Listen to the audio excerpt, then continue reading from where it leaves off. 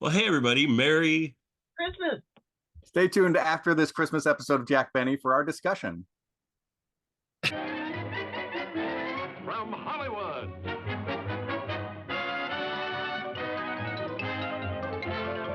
the Jack Benny Program.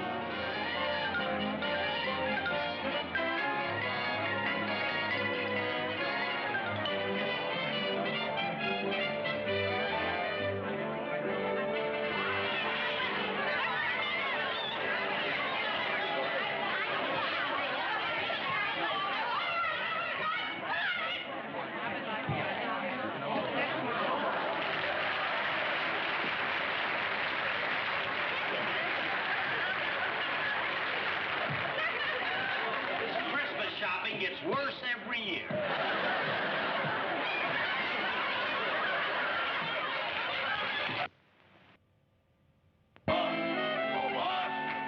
Put this in with that, and don't be, and see that Mr. Wilson gets it before Christmas.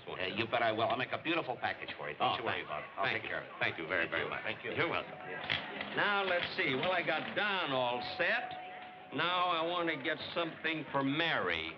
I think I'll get something in the jewelry department for Mary, huh? Oh, say, boss, do you mind if I do some of my shopping now? No, go right ahead, and I'll see you later.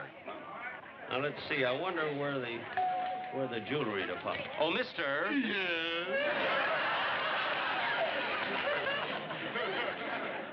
Pardon me, are you the floor walker here? Well, what do you think I am with this carnation? Afloat in the Rose Parade? Always running. How can you keep a job as a floor walker? My father owns the store. Oh, and you're working your way up, huh? No, I started as president. If you have a question for a floor walker, you better ask it fast. I have no question, and I'm not going to ask anything. I'll find it myself. Phew. Always run into him every place. Now, let's see. I wonder where... Let's see, for Mary, I wonder where the jewelry department is. I gotta get... The jewelry department? Yeah. Right over there.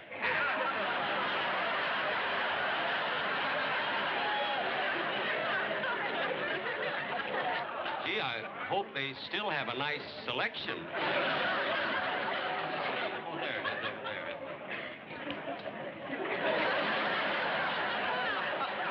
How do you do, sir? Merry Christmas. May I help you? Yes, I'd like to look at a watch, please. I want a watch. For a man, a woman, or a dog?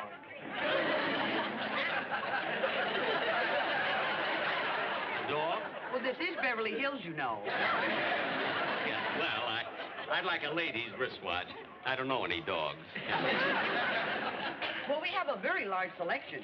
Now, here's a lovely watch for $120. Yeah, $120. Mm-hmm. How much is this one here? Oh, that's only $12, but it's a very nice watch. $12, huh? Oh, that's a beauty. I can hardly tell the difference here. I'll take this one here for $12. All right, fine. There you are. Now, wait a minute. There's 10. 1, 2, there you are. There's your $12. Thank you. Gee, this is I can't tell the difference. This is really a beautiful watch, huh? It certainly is, and it has an unbreakable crystal. An unbreakable crystal, huh? Yes. Well... Here, try it out. Oh, I don't know. Oh, go ahead. Go on, go ahead. Hit it with the hammer and see. Oh, well, all right.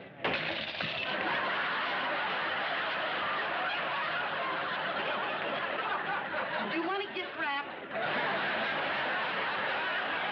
Gift wrap? I don't want it at all. I want my money back. Well, I'm sorry. I can't return your money. Oh, you can't, eh? Well, I'm going to get my money back. Well, but there's now, going to be just some a minute, just a minute. Oh, Mr. Nelson. Yes? Him again. What is it, Miss Ballard? Well, this man just broke a watch with a hammer, and he wants his money back.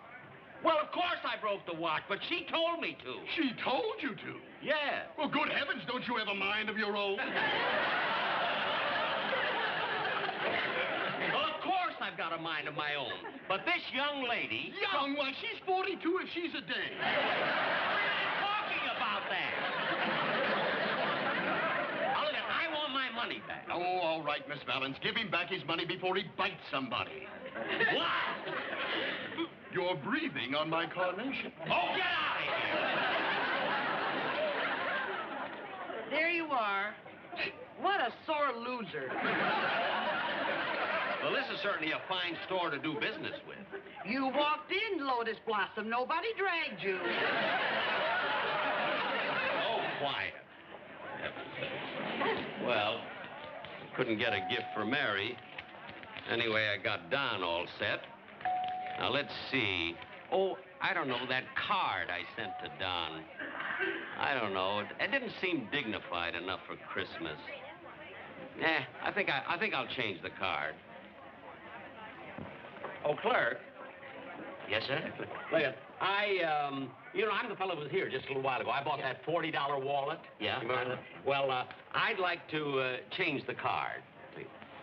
But mister, I already got it wrapped with ribbon and tinsel and little bells and holly. Yeah, I know, but I'm sorry. But look, I'm sorry, but you'll have to unwrap it because I want to change the card. But mister, look, Please, I'm a customer. Now unwrap it. Oh, all right. But it's so pretty. It's a dirty shame. I know.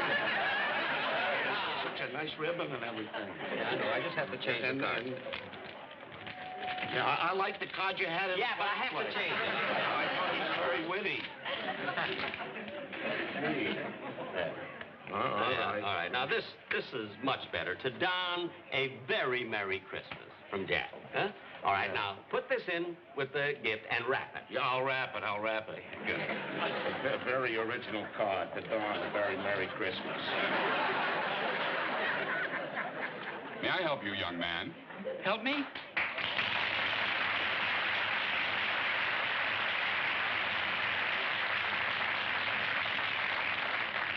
Yes, you've been standing in front of this counter for 10 minutes. Oh, I'm sorry. I'm confused. Well, that's understandable. You're confused because it's Christmas time, because you have the Christmas spirit. You're buying Christmas presents, and there's so many different things to look at. Well, that explains why I'm confused in December, but what about the other months? I wouldn't know. I'm standing behind this counter because in a moment of wild enthusiasm, I sold my pants. Well, see, I gotta buy something for my mother and father, and gosh, I don't know what to get them. Well, maybe I can help. Looking at you, I can just picture your mother. Small, petite, gentle, with a kindly smile for everyone. Spends most of the time sitting in a rocking chair knitting. That's my father. Now try to guess my mother. Boy, does she make him toe the mark. You mean your father's afraid of your mother? Oh, everybody's afraid of my mother. Boy, you know, when I was born, the stork left me a block away from the house. It's a good thing I knew the address. Hey, you know, while I'm here, maybe I ought to get something for my boss, Mr. Benny. Well, how about this silk shirt? Oh, yeah, that's nice. That'll be fine. Hi, Dennis.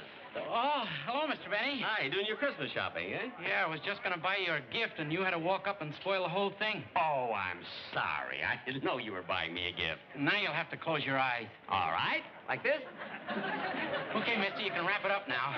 And put it in a shoebox so he won't know it's a shirt.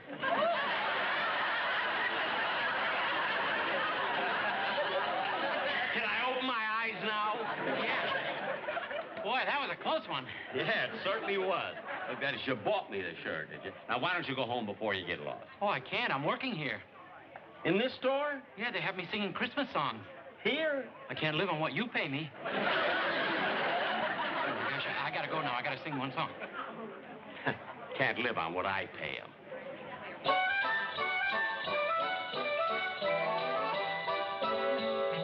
Rudolph the red-nosed reindeer had a very shiny nose.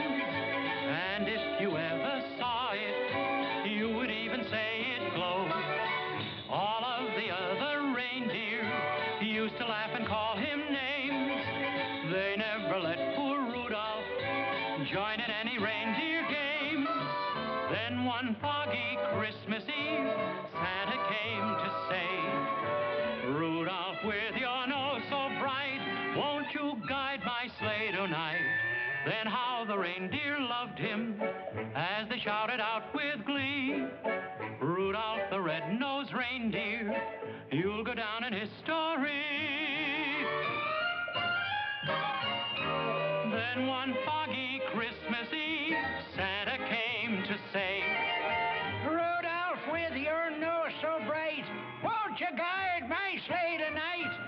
and how the reindeer loved him as they shouted out with glee, Rudolph the red-nosed reindeer, you'll go down in history.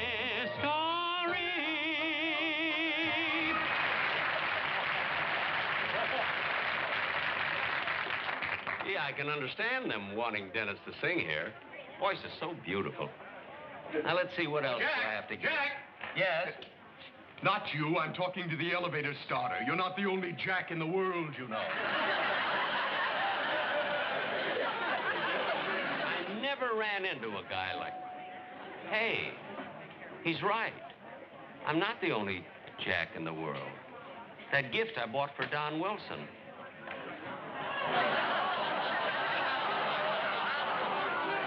When I signed the card, I only put down my first name. Gee, $40 gift, an elevator starter can get the credit for it. I better change that gift. Oh, clerk. Clerk. Yes, sir. What can I do? You again. Yeah. Yes, look, I want to change that card again. I'm sorry. Oh, no. No. First you buy the gift, then you write the card, then I wrap the gift, then you change the card, then I unwrap the gift, then you rewrite the card, then I wrap the gift again, and now you want to write another card. I can't help it.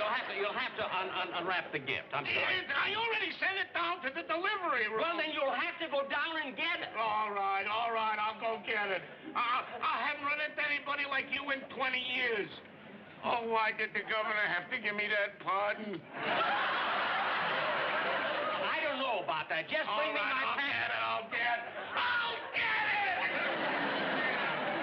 Go with the red-nosed reindeer.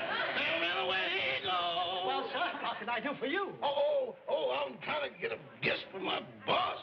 Your boss, eh? Well, what would you like? Well, I don't know. Maybe you got a suggestion. Well, what kind of man is your boss? Is he the athletic type? No. Is he the intellectual type? Well, no. The executive type? No. Well, perhaps the outdoor type? No. Well, perhaps he's the playboy type. No. I'm afraid there isn't very much left. That's him.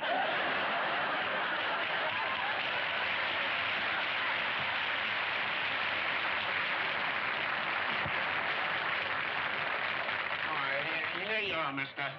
I found it. I found the package. Now, please, let's not have any more trouble. No. With all that beautiful wrapping and everything. Yeah. All right, you got the card ready? Yeah. And listen, I changed the poem. I want you to hear it. All Listen. right. To Don, your pear-shaped tones many announcers ape, but no one can ape your pear-shaped shape. Isn't that clever? Yeah, clever. I think so. I think so, too.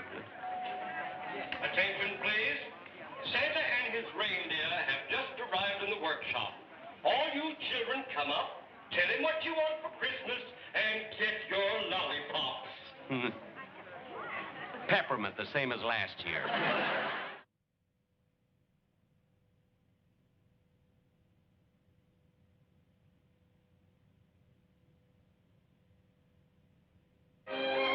That's funny. That card I made out to Don Wilson, I can't find it. I wonder where it is. Oh, clerk. Clerk. Now what?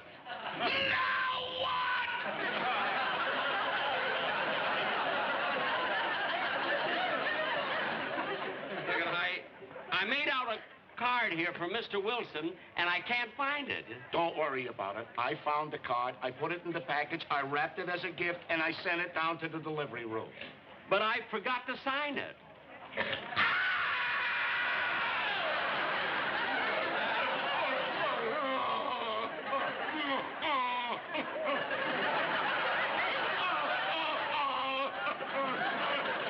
Please, you're creating a scene.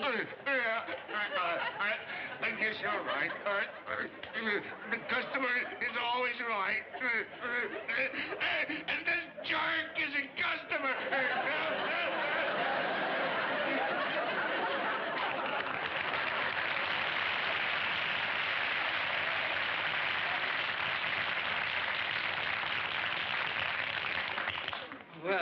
let's see.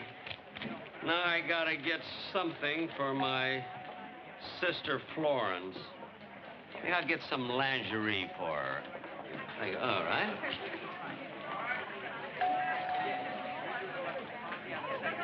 Pardon me, would you wait on me, please? Why not? Your money's as good as anybody.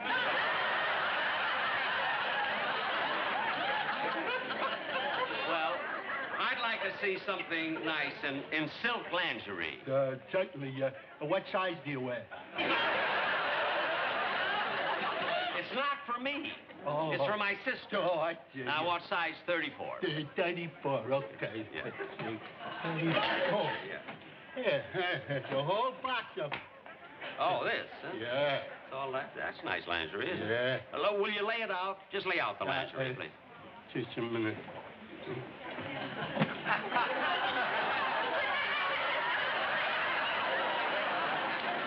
I mean, why are you wearing gloves? Oh, touching that stuff with my bare hands makes me a nervous wreck.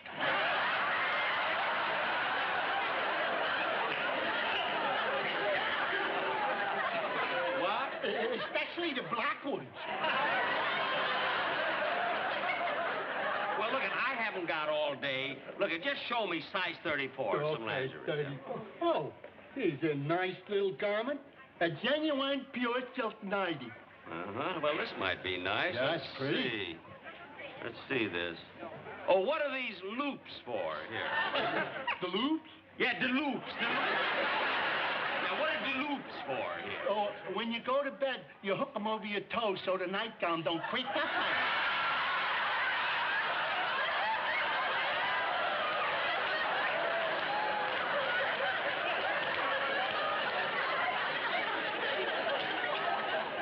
Well, how much is this one? It's $15. All right, I'll take this. Oh, thank right you, here. sir. Yes, $15. Yes, sir. There you are, 10, there's 5. Now, I want you to send it to my sister, Florence. Florence Fenchel. Florence Fenchel. Chicago, Illinois. Chicago. Does she live near the Louvre? Yeah, the Duluth. She's about 3 blocks from Duluth. Oh, I'm... Yeah, here it is. Oh, There's thanks. her address. Now, send her a nice Christmas gift, will Yes, you? sir. How do you like that? Right near the Louvre. Well, let's see. Oh, I mustn't forget to sign Don's card now.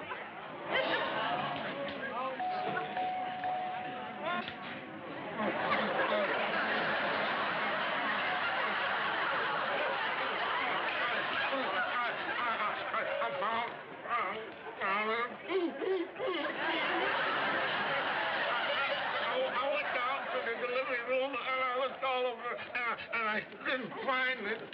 They already sent it out to the truck. So I went out to the truck and I found it.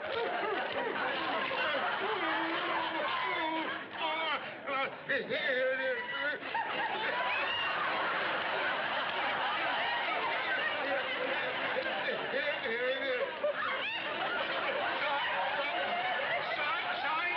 Sign the card.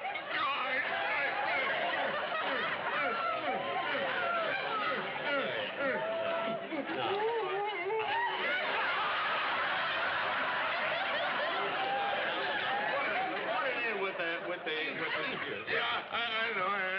Wrap it. It's $40. $40, that's right. That's right. When I pay $40, I want it to be right. Right. $40.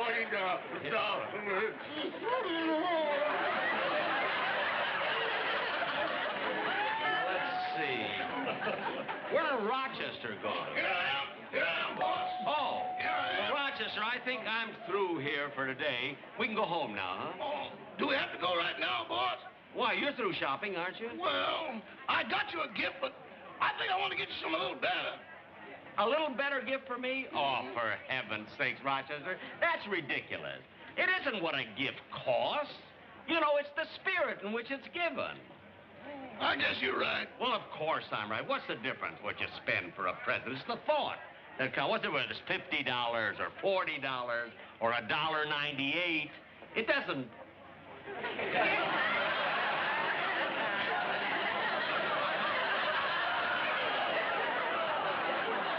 Rochester, sir, wait right here. I'll be right back.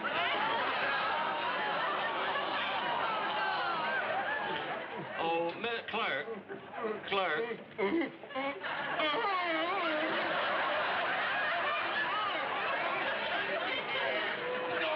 Don't tell me you're gonna change the card again. No, that's not important. I want to change the wallet. What? Instead of the $40 wallet, I want the one for $1.98.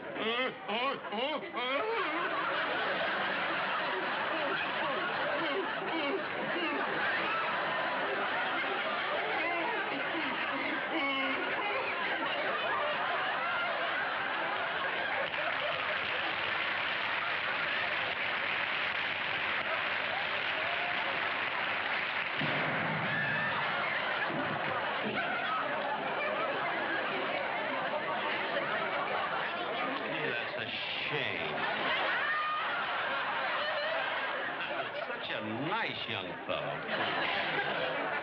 Let's see, $1.98 from $40. I got some change.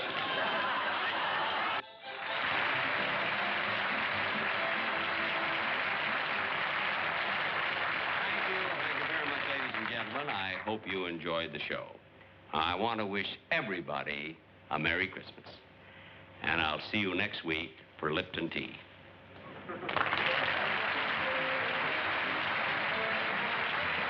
Well, Jello again. This is Buck Benny speaking. Welcome to another episode of the Jack Benny Show. We have a really special one for you today. We have Catherine Fuller-Seeley, we have John Henderson, we have Terry Phillips with us. And Merry Christmas. Yeah, Merry Christmas, everybody. This is the famous Christmas episode that probably, if you're listening to this and if you've seen this, you've probably seen the Christmas episode. More people have seen the Christmas episode than any other episode of the Jack Benny Show by far. It's packaged a lot of times with other Christmas episodes and things, and you get to see it. I know my son has probably only seen, I don't know, 10 or 15 TV episodes, and this is one of them, and this is the one he plays. He'd mentioned it last night as we were shopping for our Christmas tree. He said, oh yeah, he was with his girlfriend, and he said, oh yeah, to her, without being to me, just to her. He might have said it so I'd overhear it, I don't know, but he said, well, oh, we're gonna have to watch the Jack Benny Christmas show again, honey, and or whatever. And I was like, awesome. That is such a neat thing to pass on down. But yeah, it's a wonderful, wonderful piece, a wonderful Christmas episode. It does have an issue with it towards the end that I think we probably need to talk about. It'll be a spoiler, but I think most of you have seen it, like I said, and I do think it's what keeps it maybe from being an absolute beyond classic, or one that they would colorize for television or something like they're doing with so many old shows now and playing them at Christmas time. I don't think it'd ever get done for this reason, but we'll go with Kathy next. And Kathy, anything that pops out of this for this episode, if you want to. Well, it reminds me what a fantastic actor Mel Blanc was, as well as a voice artist. To see the, because he's at the top of his form of, kind of Warner Brothers cartoons and Jack Benny show of making sort of sounds. But the fact that his face registers all the right things, it makes it doubly funny. And the fact that even in a filmed episode, Jack can't help himself from breaking up. Try as hard as he can, because Mel is so good in that. And I love, again, some of the little visual details that help freshen up really old skit ideas, like being able to see the loops on the bottom of the nightgown. Yes. Because they've been doing the loops thing since the mid '40s, right? But to see the loops, that was a nice. Well, and the loops part, I like the actor they got to do the loops piece. In the radio, historically, for almost all of radio, I don't know if he ever didn't do it, was Elliot Lewis that would do that piece, and he would use his. They called it a Mole voice, and that. He didn't even know what it meant. He just knew that. I referred to it as that voice, the Mole voice, whatever it was called. And and what's funny is if you listen to interviews with Elliot, he didn't know how to pronounce it. He didn't know. He just knew that was the word that described this kind of slow, dim-witted character that he would play.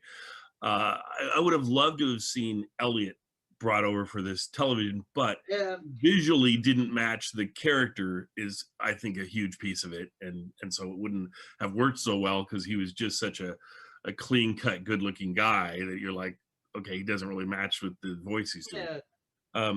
Anyway, John, did you have anything on this episode that's kind of stuck out to you? Yeah, I mean, I like to start with a bit of background that we all know, but maybe not everybody watching knows, especially since this is probably the most likely a Jack Benny episode for a new person to click on and watch. Yeah. And that is, for years and years on radio, Jack Benny has been doing a thing where he goes out to a department store and he goes shopping, right? But this episode is sort of the culmination of all of those episodes. So they take, pick and choose the best bits from all of those Christmas shopping episodes and put them together into this episode, which of course is, for good reason, a classic and one of the best Jack Benny episodes there is. Like, I thought it was so great. Yep, I agree. Well, and from what I've read, and actually through Kathy's books now, hopefully we'll get a chance to experience the first Christmas shopping episode. I believe in 33, maybe, he did a version of some sort of Christmas shopping, or a little bit. I assume it was a very small bit in it. But that's sort of the gestation of this, and it becomes a bigger and bigger thing. And really, in, I believe 37 was the first year where they really had an actual Christmas shopping episode that was very similar to this one that you're going to watch today. And then with new writers coming on in the mid 40s, they even jacked it up a little bit more. They kind of moved away from it a little bit in the early 40s, and then, but in the mid 40s, they really grabbed it. And they did was they grabbed it and they threw in Frank Nelson and Mel Blanc, who are both in this episode. And that really catapulted it to a whole nother stratosphere. Before that, they had those two guys in it at different times, but not necessarily doing the parts we're sort of used to them doing, or not as extreme as we're used to it. Once they started doing it pretty extreme in the mid 40s, like I say, each year they would just fine tune it. And what we get here is a really fine tuned episode that's got all the best bits. I love the fact that you don't on television get this as much as you do in radio, but this really presents it for us in a concrete way. That Jack was so giving, and they describe that all the time in his cast. He was willing, he didn't have to take all the funny lines himself. He didn't have to take all the bits himself. There are bits in here that are the funniest bits, or can be. I think the bit I probably enjoy the most is Rochester talking to a clerk that we're not used to hearing. And so I would have preferred if it was one of the clerks that we're used to hearing, but that's okay. They do a really good piece where they're describing what Jack Benny is and trying to figure out what gift to get for him. And the closing piece of that is so perfect, so funny. It describes Benny for decades, and to have Rochester do it is so perfect because he's worked with Jack for so long that this is like a payoff to decades worth of Jack and Rochester bits, and I love it. The Dennis Day piece where he's working with a different clerk and they're going through things. Now he has some overlap with Jack and not Mary, but Jack stops by and like talks to him for a second. So there's a little overlap with Jack, but he does have his own kind of separate bit with this clerk, and it's a very good bit as well. So that's awesome. And Jack so often let his supporting characters carry the weight of the comedy and allow that to happen. A lot of people wouldn't do that. So John, what's something to say about that? I have to admit, Buck, that like your son, I've probably only seen 10 or 15 episodes of the Jack Benny television show. I've heard hundreds of the radio show, but one thing that I loved about this one that I hadn't seen in many other episodes is that Dennis Day sings. And I don't know if he does sing in a lot of other episodes, but this is the first time I'd seen it. Okay. He sings in quite a few episodes. Usually when they feature Dennis, probably 60-70% of the time he's on the episode, he is going to sing as well. I do think in the syndication package they probably cut out the song a lot of the time. Right. But so he probably sings more than we were even would normally think he sings. If you looked it up in the books, you'd go, "Oh wait, he did sing in this episode," but they cut it. So, so that's that piece. So a lot of it you get in the live shows. When Dennis is appearing on a live show, you're probably going to get a song. But yeah, there's a song in this, and it's we'll give it away. It's Rudolph, and he does a really nice, fun job. Yes, yes, and the whole bit with Dawn being a little kid in this episode is a funny bit. There's just a lot of funny bits in this episode. Certainly Jack has multiple bits. Yeah. The piece that I always feel like, oh darn it, is boy, I would have traded 3 or 4 Mary appearances in various episodes if I could have had her in this one, because I always thought when Jack and Mary were shopping together, it was such a funny, good, great thing. And so she's definitely sorely missed in this episode, but man, they hit the points anyway. But yeah, I miss her. Terry, what are your thoughts? Well, I want to pay tribute to a few of the supporting actors. You mentioned the lingerie salesman, and you're right. It was not Elliot Lewis. It was Charles Cantor, who did just tons and tons and tons of radio and television. He was familiar to radio listeners as Socrates Mulligan on Allen's Alley on the Fred Allen Show. Okay. And he was in Duffy's Tavern. He played Clifton Finnegan and just so many others. Did a lot of Jack Benny shows as well. I know, on radio, yeah. And right, on radio as well. And then I'm sure most people will recognize the face of the shirt salesman, which was played by Richard Deacon. Yes, known for playing Mel on the Dick Van Dyke Show and Mr. Rutherford. I know him as Uncle Archie on the Annette series in the Mickey Mouse Club. My kids. Oh wow! And then again, the recurring actor Benny Rubin, the old vaudevillian, who played. Well, you'll only see part of his face. In fact, the thing that struck me when I first saw him come on stage was he was wearing a mask. And I don't want to say anything more about that, not to spoil it. But the first thing I thought of was, oh, that's his COVID protection. See, Jack is so timeless and so ahead of his time. It's just amazing, amazing. Oh, that's so funny. Kathy, anything else you wanted to point out? Well, I was going to say the one thing I missed from the radio episodes is the sportsman being 4 of them crammed in to be the elevator boy all together and going, 5th floor, and then having the Lucky Strike commercial. I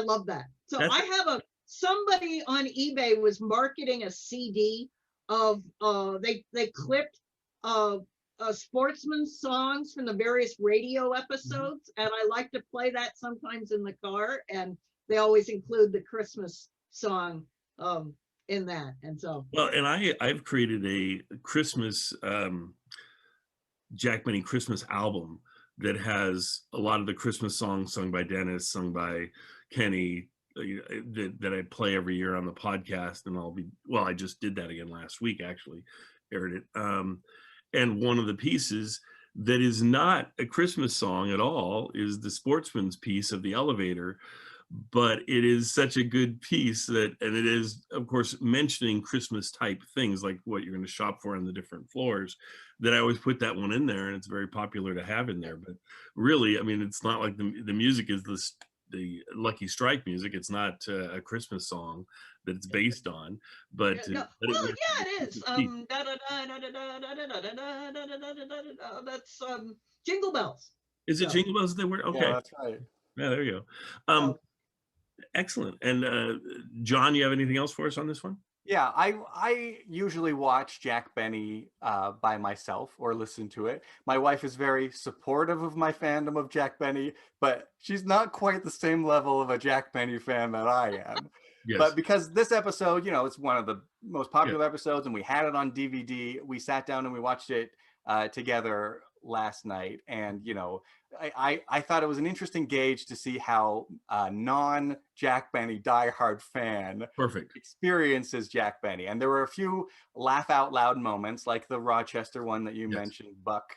And there were a couple of moments that she thought were a little bit hard to watch, like the Don Wilson commercial. She's like, oh boy. Like, I don't think that she thought it was hysterical, but more awkward. So I don't know if that's a matter of personality or if it's a matter of, time.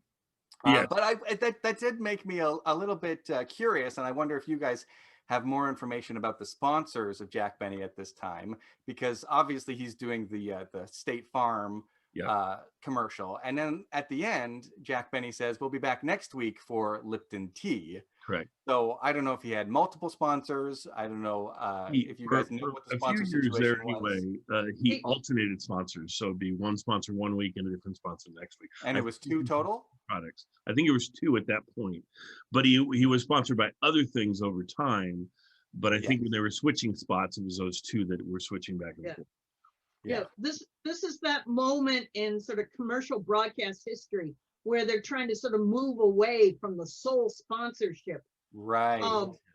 Because it's just so expensive to put on a TV program. And indeed, Lucky Strikes had finally had to give away Jack because they were selling fewer and fewer cigarettes. Everybody had gone toward Pall Malls, filtered cigarettes. And so they kept Benny through the 50s because there was this die-hard, coffin nail market that was smoking Luckies. But they finally had to, indeed bite the bullet. And they couldn't afford Benny's show anymore. So they had to finally give it up. And of course, we got to admit, I got to mention I don't know, did your spouse find the gun part hard to watch? I think that it was sort of like they would never do that today kind of thing. Correct. Right. And it was sort of like this sort of like, strange posture where it's like, boy, I want to laugh because this is funny, but I feel like I shouldn't laugh kind of thing. Yeah. I think our attitudes have changed a whole lot. I'm surprised because we don't generally have characters killing themselves on Benny's radio show. But in 1932 and 1933, they do that a bit. And I think the sponsors said, please stop, well, and frankly, it was also not unusual Mary said it to Jack on numerous occasions. Why don't you just go kill yourself? Yeah. And there's I often watch. Even though it was meant to be a joke. Yeah. I often watch. But there is something about seeing it. Well, except we didn't see it. It happened off. Oh yeah, no, I just I was gonna say on a lot of Looney Tunes episodes, the characters will kill themselves, and you see the whole thing right on, but it's a cartoon. Yes. And I think they think that's because they're cartoon characters that we've suspended our disbelief. And certainly, this is the height of the Westerns on TV. So, as they were saying, there'd be 50 murders a night or something like that. So what's one more gun on a Jack Benny show? So. Well, and John, I think will be able to corroborate this with me. I'm not sure, but I'm 90% sure that I'm pretty sure that he does the same bit in radio, and Mel kills himself. And what's great is it's early at 50, I don't know, early 50s. And so at the years after that, I'm sure they're going, well, now what? We have a dead guy, so what do we do? And so they have I think a season where they have his wife supposedly doing this of the character. He's gone off to the mental hospital. Comes back after all of a sudden it's like he's alive again, and no one makes any big deal. I think Jack might even reference it in a roundabout way, oh, I didn't think you could be here, or something to that effect, and that's how it's treated on radio. But for television, I will say, to me, this piece seemed almost more out of place a few years ago. Before Seinfeld, it was like, okay, this piece is really dark.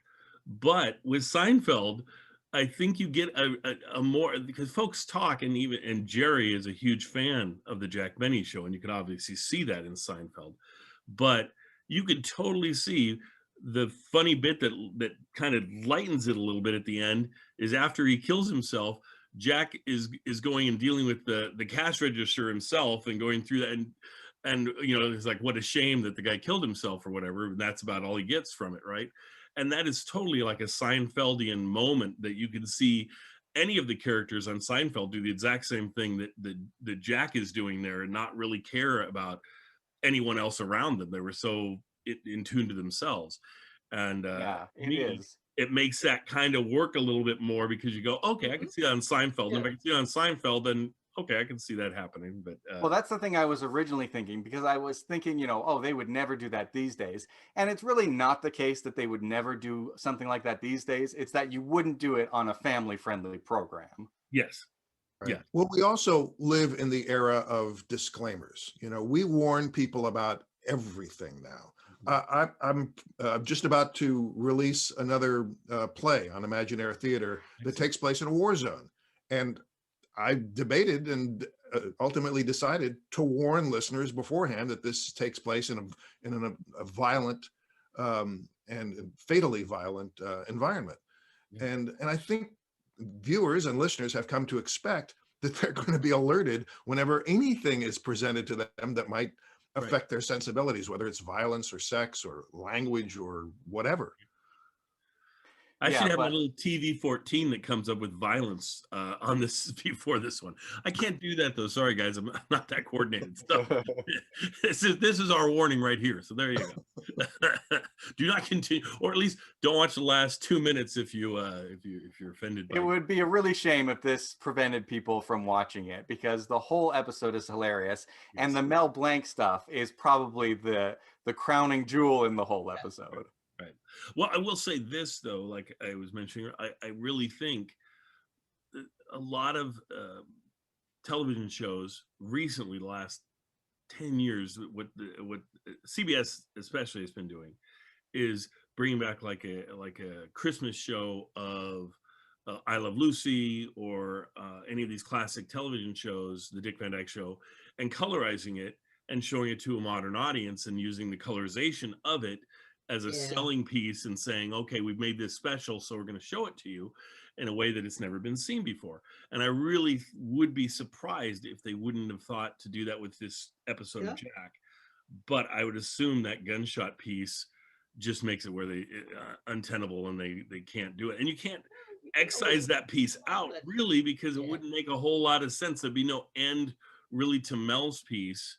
And they don't make it, because I was looking at it before and thinking, okay, if you got rid of that, could you have him just kind of going crazy as the end piece? But it really, you can tell they're going to go back to it, and so it would just seem awkward if you cut that out. But who knows? But anyway, that's my thoughts on it anyway, because if you were ever do a Christmas episode that you're colorizing and bringing back, this would be the ideal one to do, except that piece. Anyway, love this episode. One of my favorite Jack Benny episodes. Certainly the Christmas shopping episodes are my favorite ones. I have toyed with the idea over the years. I've never gotten the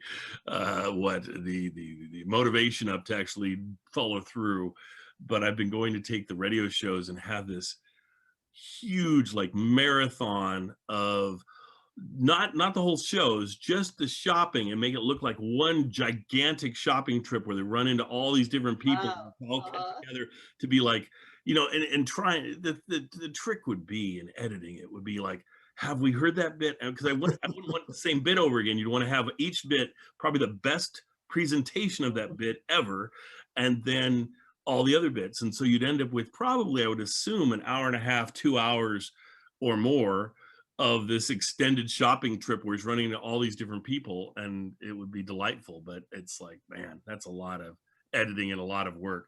I did do that with all of the New Year's fantasies, where I put them all back to back to back to back. And that was a decent amount of work putting that together, but I end up playing it every year at New Year's. I play half of it on New Year's Eve and half of it on New Year's Day, and people always seem to really enjoy it. Though, just like the shopping bits, they weren't meant to be put back to back to back because they're so repetitive, but you know, it's still fun to hear them that way. And then there's one missing bit where my family records, we used the script and re-recorded it, and so that's in there. And then the one where Jack did it that we played a few weeks ago, where Jack did it for television, that's in there too, and that's the last bit.